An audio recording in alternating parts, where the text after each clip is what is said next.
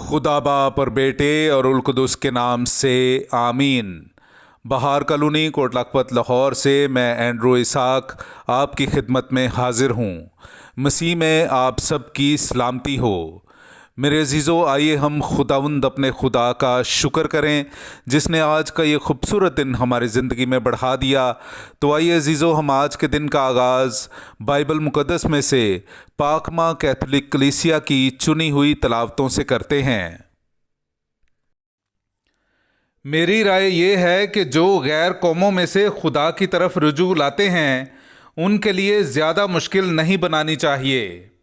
हमारे लिए आज की पहली तलावत रसूलों के अमाल उसका 15वां बाब 7वीं आयत से लेकर 21वीं आयत तक। और जब बड़ी बहस हुई तो पतरस ने खड़े होकर उनसे कहा कि ऐ मर्दो भाइयों, तुम जानते हो कि पहले दिनों में खुदा ने हम में से मुझे चुना कि गैर कौमें मेरी ज़ुबान से इंजील की बात सुने और ईमान लाएं। और खुदा ने जो दिलों को जानता है उनकी गवाही दी, क्योंकि उन्हें भी हमारी तरह रूह कुदुस बख्शा और ईमान से उनका दिल पाक करके हम में और उनमें कुछ फ़र्क ना रखा। बस तुम क्यों खुदा को आजमाते हो कि शागिर्दों की गर्दन पर ऐसा जुआ रखते हो जिसे ना हमारे बाप दादा और ना हम उठा सकते थे। हालांकि हमें यकीन है कि उन्हीं की तरह हम भी खुदावंद यीशु मसीह के फजल ही से निजात पाएंगे। तब सारी जमात चुप रही और बरनबास और पौलुस से ये बयान सुनने लगी कि खुदा ने कैसे करिश्मे और करामतें उनके वसीले गैर कौमों में जाहिर की। जब वो खामोश हुए तो याकूब खिताब करके कहने लगा कि ऐ मर्दो भाइयों, मेरी सुनो। शमौन ने बयान किया है कि किस तरह खुदा ने पहले गैर कौमों पर नज़र की कि उनमें से एक उम्मत अपने नाम के लिए चुनी, और अंबिया की बातें भी इसके मुताबिक हैं।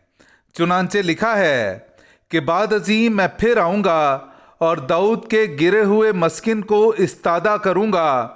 मैं उसके रखनों को मुरम्मत करूँगा और उसे दोबारा नस्ब करूँगा, ताकि बनी आदम का बकिया यानी वो सब अक़वाम खुदावंद को तलाश करें जो मेरे नाम की कहलाती हैं।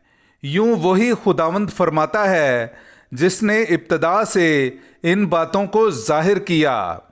बस मेरी राय ये है कि जो गैर कौमों में से खुदा की तरफ रुजू लाते हैं उन्हें तकलीफ़ ना देनी चाहिए, मगर लिख कर ताकीद की जाए कि बुतों के मकरूहात और हरामकारी और गला घूंटे हुए जानवरों और लहू से परहेज करें, क्योंकि पुराने ज़माने से हर शहर में मूसा की शरीयत की मुनादी करने वाले होते आए हैं और हर सबत को वो इबादत खानों में पढ़कर सुनाई जाती है।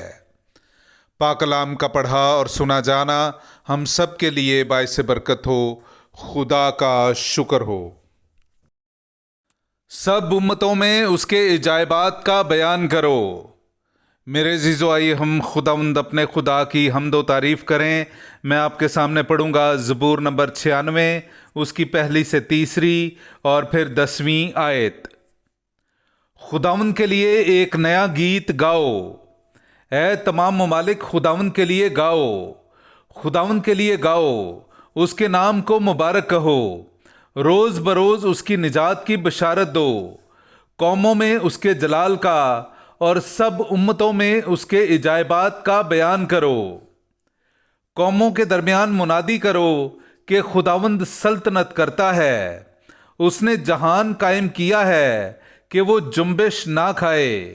वो उम्मतों का रास्ती से इंसाफ करता है।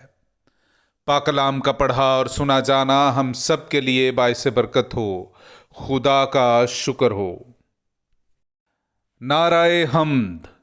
मसीह जी उठा है, वो जिसने तमाम चीज़ें खल्क की और सब आदमियों पर अपना रहम फरमाया है। हालेलुया।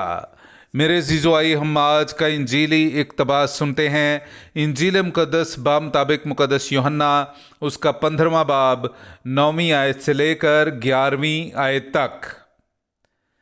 جیسے باپ نے مجھے پیار کیا ہے ویسا ہی میں نے تمہیں پیار کیا ہے، تم میرے پیار میں قائم رہو۔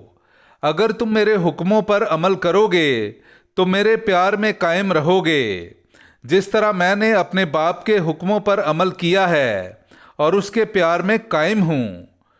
میں نے یہ باتیں اس لیے تم سے کہیں کہ میری خوشی تم میں ہو اور تمہاری خوشی کامل ہو جائے۔